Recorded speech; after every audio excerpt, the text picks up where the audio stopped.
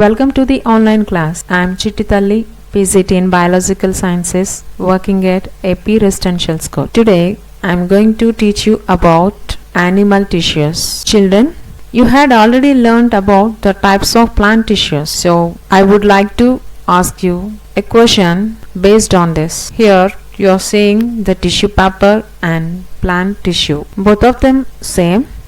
No, the tissue or tissue paper is used for wrapping fragile materials, also for cleaning purpose, is made from 70% of raw wood and 30% of chemical substances, whereas the tissues of plants and animals are made up of a number of cells, and also each one is meant for a specific function. Now get into the lesson, that is animal tissues. In case of animals, the body is expected to perform uncountable functions simultaneously. It is obvious that the number of tissues will also be innumerable, right? So, how do we study all this? For our convenience, we divide all the animal tissues into 4 major categories depending upon their functions. What are the functions carried out by these tissues? Let's see the functions. Protection, that means the body has to be protected.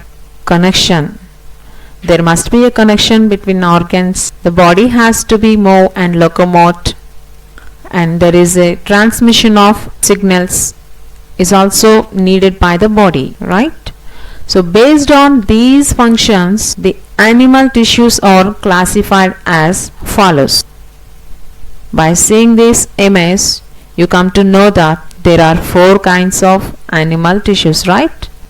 Let's see the first one, that is epithelial tissue, which forms the outer covering and also gives protection to the internal organs. Second one is the connective tissue, which makes connections between the organs and the other tissues as well. Third one is the muscular tissue, which helps in the movement and locomotion. And the fourth one is the nervous tissue, which involves in carrying the signals like responses for quick and efficient work. In this video, I am going to explain you about only 2 types. Those are the first one, that is epithelial tissue, and the third one is the muscular tissue.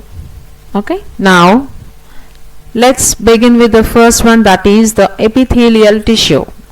As the name says, epi means above or outer. Thus, epithelial tissue is the one which lies above the entire body, forming a protective covering. Along with covering the body, it also forms a barrier between various organs, separating them. Let's look at the structure of this tissue. The structure of this epithelial tissue is quite evident from its function. How are the cells arranged? Are there any intercellular spaces between the cells? No. Why? Since it has to perform a protective layer, if it has any intercellular spaces between them, then there is a chance to the foreign particles to enter and cause harm to the body, right? That is why all the cells of this tissue are packed tightly and forming a continuous sheets.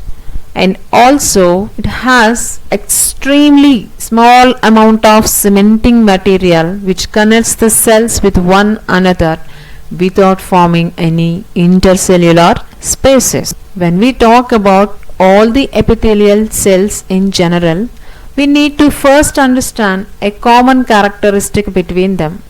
Once again, look at these types of tissues and observe them carefully. Is there any common structure in all of them? Yes. All of them have the cells resting on a thin, fibrous, supportive membrane-like structure. That is called basement membrane. You can see, which is blue in color in all of the types of this tissue, right? So Does any other kind of animal tissue have this? No. Then what is the use of this basement membrane? This basement membrane, apart from supporting, also helps to hold the cells together in a single straight line to form a uniform and consistent layer. Now look at the mind mapping of the epithelial tissue.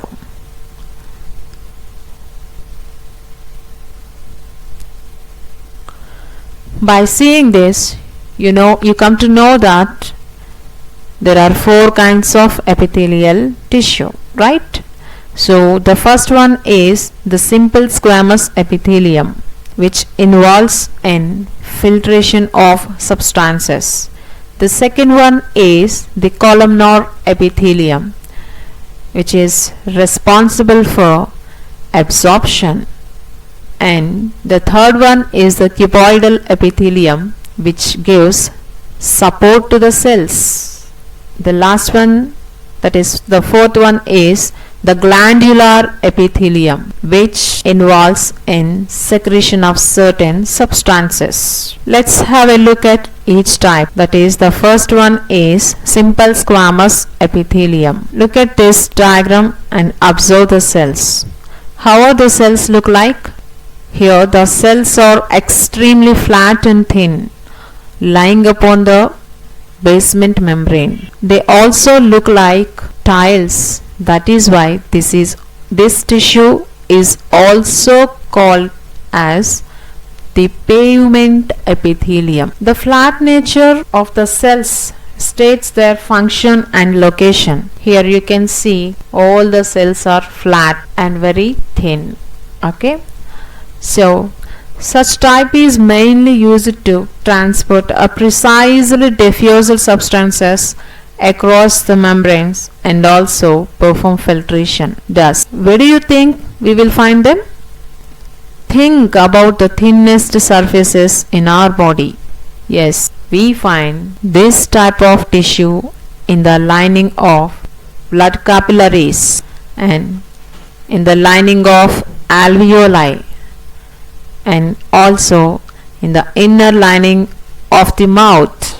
When we talk about the epithelial tissue as it covers the entire body, how can we forget about the skin?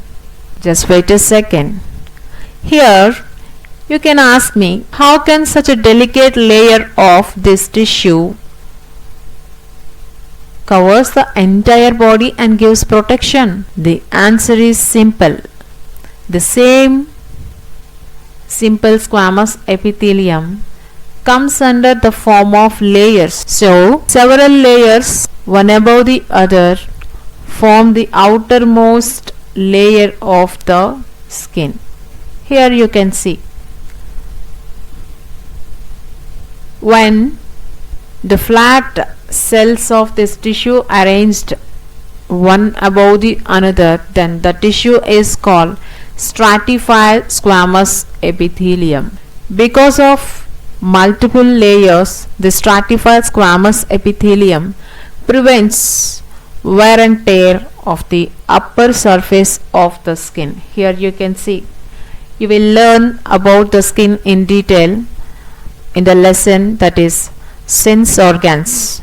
So there you will learn that the skin is made up of many layers. That is because of this stratified squamous epithelium, right? Coming to the second one, that is the columnar epithelium. Look at the cells of this columnar epithelium. How are the cells? The cells are tall, pillar-like, right? So this is so called due to the column-like appearance that this tissue has. Now you may wonder, why do we need such tall cells for covering a surface? Firstly, you need to recollect what you have learned about the cell, its structure and function. Here the size or shape of the cell depends upon the location and function it performs, right? So as the columnar epithelium involves in the process of absorption, it needs a larger surface area. So such tall cells helps to carry out absorption to a good extent. Thus, according to this function, the best example is to locate this type of epithelium is in the inner lining of the intestine. There is a slight modification in this columnar epithelium. Here you can see tiny hair-like projections called cilia. Some of the columnar cells have this cilia on the surface of these cells, right? So the columnar epithelium with the cells having cilia is called the ciliated columnar epithelium. Again, you may wonder, why do these cells need hair? The basic purpose of the cilia is to move the immovable substances. Whenever you have certain non-motile substances or cells, then these cilia carry out rhythmic movements that help to move the substances. Thus, we find the ciliated columnar epithelium. We find it in the inner lining of the respiratory tract. Here, it helps to throw out the foreign particles which enter the respiratory tract by creating a rhythmic movements. Here you can see, okay? And whereas it is also found in the fallopian tubes of the female reproductive system, where cilia helps to propel the ovum in the forward direction. So that you can see here the ciliated columnar epithelium, which helps the ovum to move and to reach the uterus after fertilization. So along with the filtration and absorption, we need strength or support too. So the support is provided by the cuboidal epithelium. When the cube-like cells join together and work as a unit, then the tissue is called cuboidal epithelium. We find this tissue in the inner lining of the kidney tubules and in the thyroid gland, and also in the ducts of salivary glands, where the mechanical support is required. We can see this cuboidal epithelium. The fourth one is the glandular epithelium. You can see it is quite interesting that some of the cuboidal cells undergo modification, so they attain the capacity to secrete important substances like hormones or enzymes. So this glandular epithelium is simply formed by the inward folds in the cuboidal cells. So the cells are called gland cells and the tissue is called glandular epithelial tissue. Here you can see all the cube-like cells are modified into glands. When they folded inwardly, then the cells are called glandular cells. These are mainly involved in secreting certain specific chemical substances. They are like hormones or enzymes, which are essential for the smooth running of the body. Right? Where will we find them? We find these in those parts which involve in secretion, like in the glands, those secrete earwax, and also glands where the glands produce in digestive enzymes, and also find in the salivary glands. We come to the end of the epithelial tissue. Coming to the another kind of animal tissue, we find plants moving and animals moving as well as locomoting. So what is the basic difference between the two? Movement is nothing but moving a particular part, while locomotion means translocating from one place to another. Hence, we say that plants only move while animals carry out both movement as well as locomotion. Let's have a look on how the animals locomote and the parts inside the body move. Do the parts within us actually move? Of course they do. Although we do not notice that organs inside us are bouncing, they all move in some of the other manner. Here you can see the heart, the stomach and intestine. There are certain movements takes place in all the internal organs, right? So imagine if one find that the stomach or intestine stop moving, what would happen then? It would be quite bad, as the complete digestion would stop. Similarly, what if lungs stop contraction and relaxation? Needless to say, that would cost us our life. So then, who helps us with these important processes of movement and locomotion? Yes, it is the muscular tissue. As the name says, muscular means made up of muscles. The cells of this tissue are elongated and have a contractile proteins.